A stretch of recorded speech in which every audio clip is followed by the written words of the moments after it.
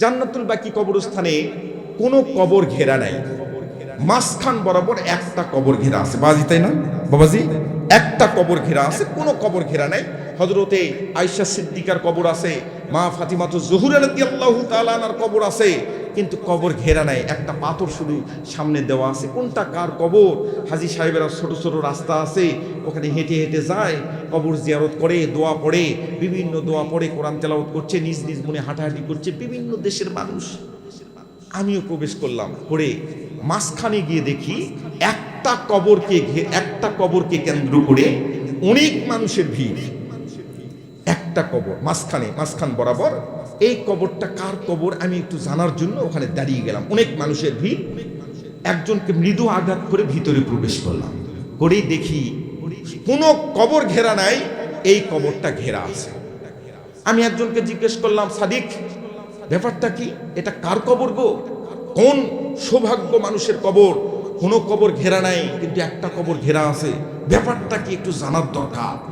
আমি ভালো করে দৃশ্যটা লক্ষ্য করে দেখি, কবরের ভিতরে চার কোণে একটু বড় এরিয়া, চার কোণের মধ্যে চারজন সৌদি আরবের পোশাকধারী প্রশাসনের চারজন লোক ওয়ারলেস হাতে নিয়ে, পুলিশ বাহিনী হবে সম্ভবত, চারজন লোক ওখানে ডিউটিরত অবস্থায় চার কোণের মধ্যে চারজন দাঁড়িয়ে আছে। অবাক দৃশ্য, কবরের চার কোণের মধ্যে চারজন পুলিশ অর্থাৎ সৌদি আরব সরকারের কর্মচারীরা দাঁড়িয়ে আছে। আমি তো আশ্চর্যান্বিত হয়ে গেলাম, কি কর্তব্যবিমূঢ় হয়ে গেলাম। আমি একজনকে জিজ্ঞেস করলাম, একজন ভাইকে, ভাই সাদিক আপনি একটু বলেন তো এটা কার কবর গো? তখন উনি বললেন, আপনি কি জানেন না এটা কার কবর? এটা হলো আল্লাহ রাসূলের জুন নুরাইন সাহাবী, জলিল কদর সাহাবী হযরতে ওসমান গনি রাদিয়াল্লাহু তাআলা আনহুর কবর। বাবাজি দেখছেন না? দেখেননি বাবা? দেখেননি? চারজন মানুষ ওখানে দাঁড়ানো।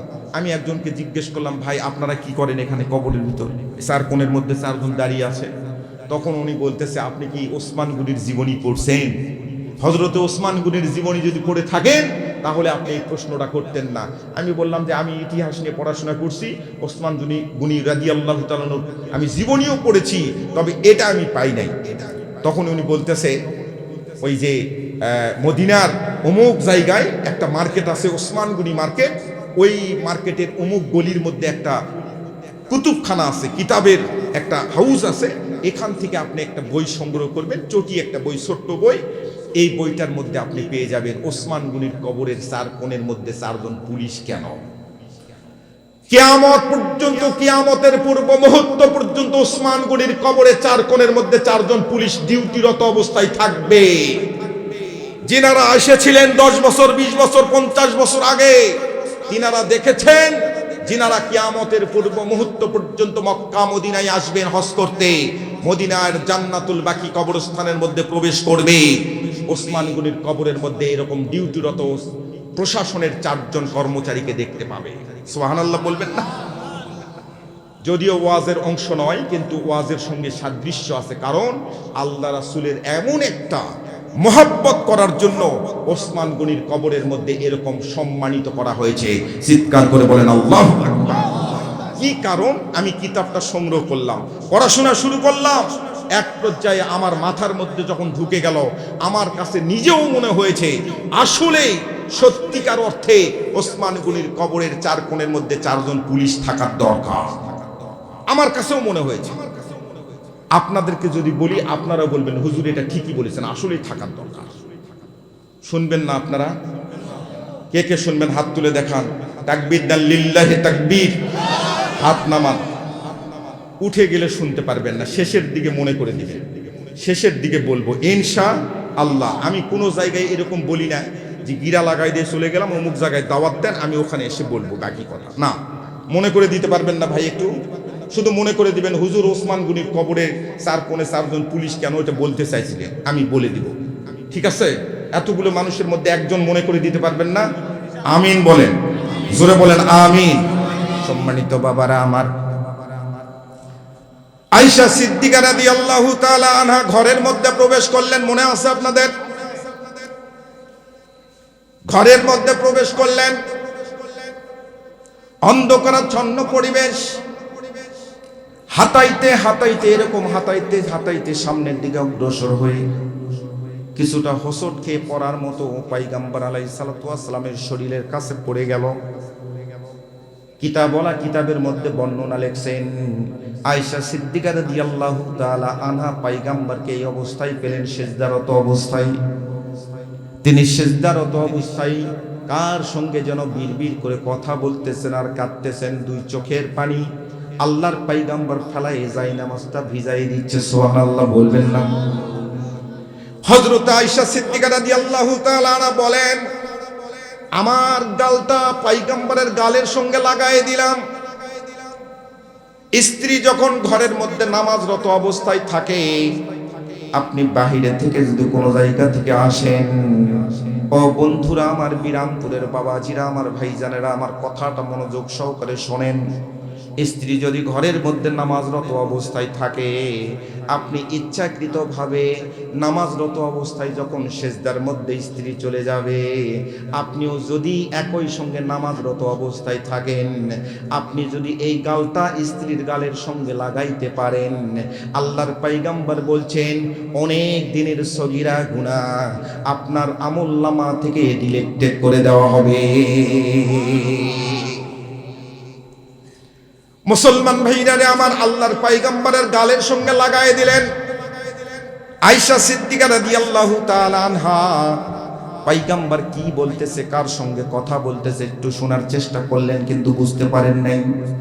কিছুক্ষণের মধ্যে যখন সিজদা থেকে মাথাটা উত্তোলন করলেন, পয়গম্বর আলাইহিস সালাতু ওয়াস সালাম নামাজ যখন শেষ হয়ে গেল, পয়গম্বর আস্তে করে আয়েশাকে ডাক দিয়ে বলতেছে, আয়েশা রে, ও আয়েশা, আমার প্রচন্ড মাথা ধরেছে রে আয়েশা, পিঠটা ব্যথা করতেছে, শরীরটার মধ্যে মনে হয় জ্বর আসছে।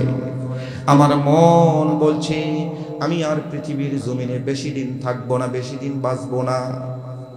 আল্লাহর পয়গম্বর দরদর করে চোখের পানিটা ছেড়ে দিলেন, আয়েশাকে ডাক দিয়ে বললেন, আয়েশা রে, রসুন একটু সরিষার তেলের মধ্যে দিয়ে দাও, উসু গরম করে নিয়ে আসো আমার সামনে। আপনার শরীরের মধ্যে যখন ব্যথা হবে বাবা, তখন একটু সরিষার তেলের মধ্যে বাটির মধ্যে রসুন দিয়ে আস্তে করে উসু গরম করে শরীরের মধ্যে মেখে মাখবেন। এটা হলো পয়গম্বর আলাইহিস সালাতু ওয়াস সালামের সুন্নাত।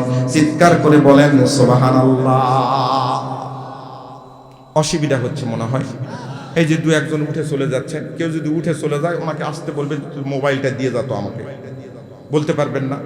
এক জায়গায় মাহফিল করতেছি, মাদ্রাসার এরকম মাহফিল করতেছি, মাহফিলে আলোচনা করতেছি, বক্তব্য দিচ্ছি, হঠাৎ করে এক বৃদ্ধ মানুষ ওখান থেকে দাঁড়িয়ে বলতেছে, হুজুর কি ওয়াজ করেন?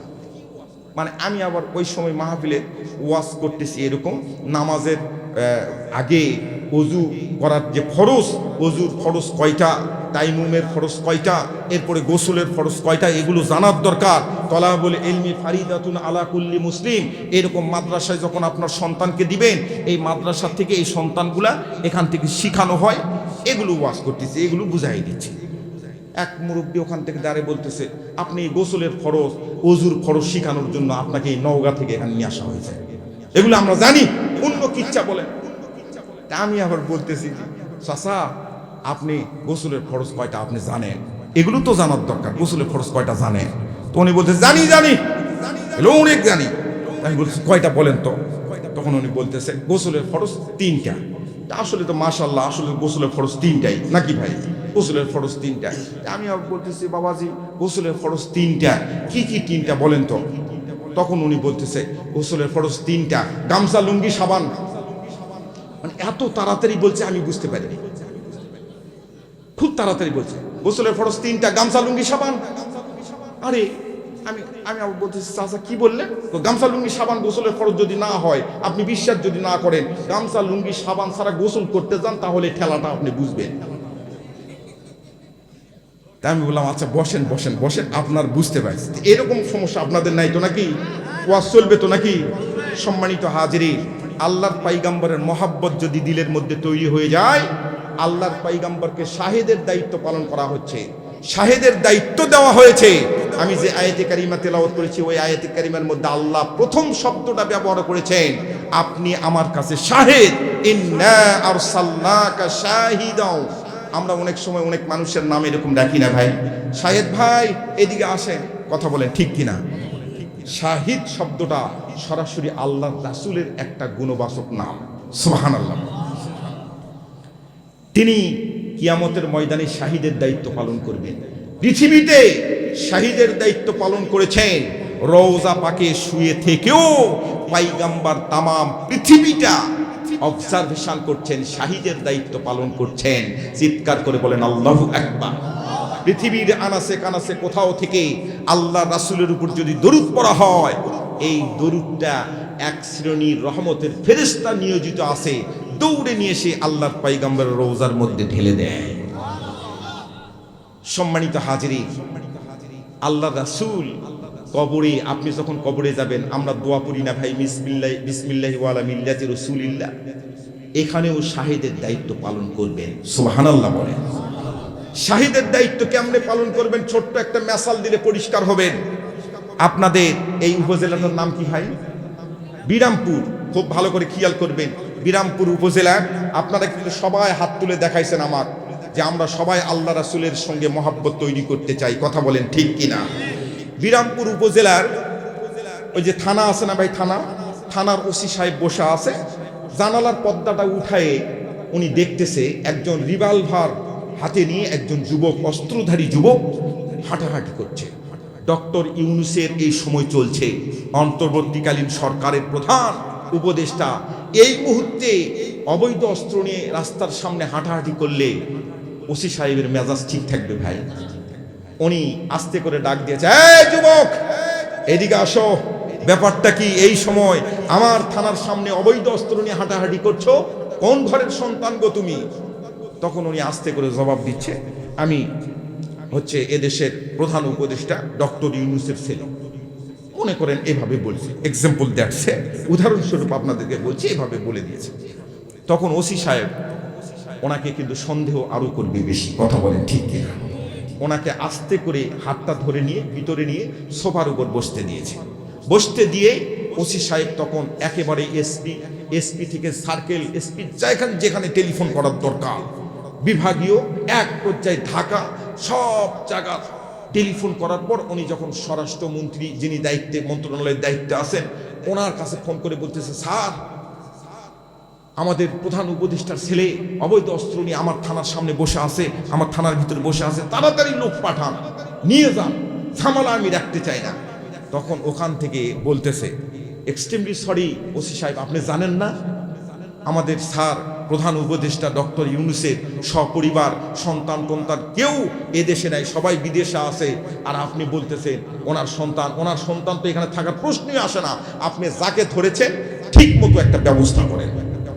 কথা কিন্তু ভালো করে বুঝবেন, ওয়াজ কিন্তু হচ্ছে ফাজলামি নয়। আপনারা বলেন তো, ওসি সাহেব টেলিফোনের রিসিভারটা এভাবে ধরাস করে রাখার পর এই ঘরে যখন আসবে, এই যুবককে প্রথম ধরার পর যে ধোলাইটা দিত, এখন কি সেরকম ধোলাই দিবে না, তার 14 গুণ বেশি দিবে?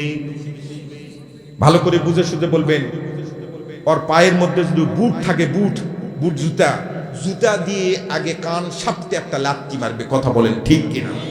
যত দূর পর্যন্ত পরিশ্রম করা লাগছে, ওর চাকরি থাকে কিনা আল্লাহ জানে, এরকম একটা ব্যাপার। কথা বলেন ঠিক কিনা? সম্মানিত হাজিরিন, আল্লাহ রাসূল শাহিদের দায়িত্ব পালন করছেন। বিসমিল্লাহি ওয়া আলা মিল্লাতি রাসূলিল্লাহ বলে কবরস্থ যখন করা হলো, আত্মীয় স্বজন সবাই যখন চলে যাবে, দুইজন ফেরেশতা এসে জিজ্ঞেস করবে। এক নাম্বার প্রশ্ন জিজ্ঞেস করবে, মান রাব্বুকা ওয়া মান দীনুকা মান নাবিয়ুকা। প্রথম প্রশ্নের উত্তর আপনি ঠিকঠাক দিয়েছেন, দ্বিতীয় প্রশ্নের উত্তরও আপনি পাস করেছেন, তৃতীয় প্রশ্নের উত্তর আপনি এভাবে দিচ্ছেন, আমার পয়গম্বর আকাই নামদার তাজদাই মদিনা, সোনার মদিনা, মুফাক্করে মদিনা, বুলবুলে মদিনা, সারোরে কায়নাত, সাকলাইন মুজনাবিন, শাফিউল আম্বিয়া, জনাবে মুহাম্মদ রাসূল। সকলেই পড়ে নেই সাল্লাল্লাহু আলাইহি ওয়াসাল্লাম। সরাসরি প্রধান উপদেষ্টা, মানে প্রধান উপদেষ্টা একেবারে স্বরাষ্ট্রমন্ত্রী, স্বরাষ্ট্র মন্ত্রণালয়ের পরিচয় আপনি দিয়েছেন, আমার রাসূল মুহাম্মদ রাসূল সাল্লাল্লাহু আলাইহি ওয়াসাল্লাম।